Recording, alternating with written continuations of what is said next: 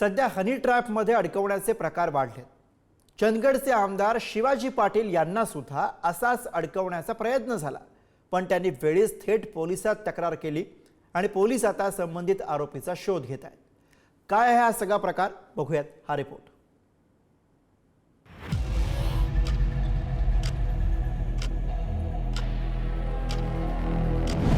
हनी ट्रॅपच्या जाळ्यात भल्या भल्यांना अडकवलं जातं। प्रतिष्ठित व्यक्ती आणि राजकीय नेत्यांना अनेकदा सावज बनवलं जातं। हनी ट्रॅपमध्ये अडकवून प्रतिष्ठित व्यक्ती आणि नेत्यांकडून पैसे वसूल करण्याचा यांचा प्रयत्न असतो। यावेळी कोल्हापूर जिल्ह्यातील चंदगडचे आमदार शिवाजी पाटील यांनाही असंच हनी ट्रॅपमध्ये अडकवण्याचा प्रयत्न झाला, पण आमदार शिवाजी पाटील यांनी वेळीच पोलिसांत तक्रार देऊन या प्रकरणात तपास करायला सांगितलं। मला व्हिडिओ व्हॉट्सअप कॉल करायचे, फोटो पाठवायचे, तर मी एकदा मग ब्लॉक केला आणि एकदा दुसऱ्या नंबरने परत पाठवायचे, व्हिडिओ कॉल करायचे, परत मी ब्लॉक केला। असं वारंवार 1-2 वेळा घडला। त्यानंतर मी समोरच्या व्यक्तीला सांगितलं, बाबा मी पोलीस कंप्लेंट करतोय, तुम्ही असं काय पाठवू नका। फोटो वगैरे असतील, फोटो वगैरे पाठवणे वगैरे हा प्रकार होता, SMS करणं प्रकार होता आणि मग मला मदत पाहिजे, पैसे वगैरे पाहिजे, मी सरळ कंप्लेंट केली। आमदार शिवाजी पाटील यांना गेल्या वर्षापासूनच हनी ट्रॅपमध्ये अडकवण्याचा प्रयत्न सुरू होता।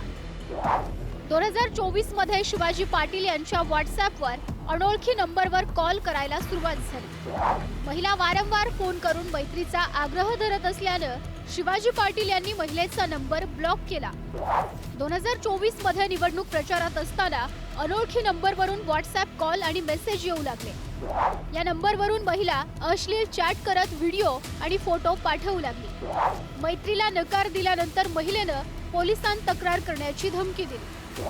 नंतर महिलेनं चॅटिंग डिलीट केलं।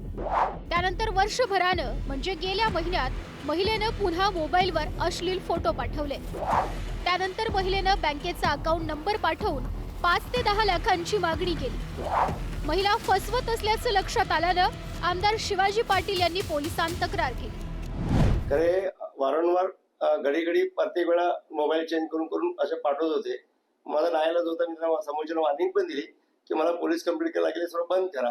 नवीन नंबर दिल्यामुळे माझा नाईलाज झाला। मी काल रिसर पोलीस कंप्लेंट केली आणि पोलीस वरती पूर्ण विश्वास आहे, योग्यरित्या तपास सुरू आहे आणि त्यांनी सांगितलं की आम्ही त्या आरोपीला अटक करू। आमदार शिवाजी पाटील यांनी त्यांच्या व्हॉट्सअपवर आलेलं चॅट आणि फोटोही पोलिसांना दिले आहेत। हनी ट्रॅपचा हा प्रयत्न पैसे वसूल करण्यासाठी होता की राजकीय हेतूने होता, हे आता पोलीस तपासातच उघड होईल। निकेश शार्दूल, पुढारी न्यूज, ठाणे।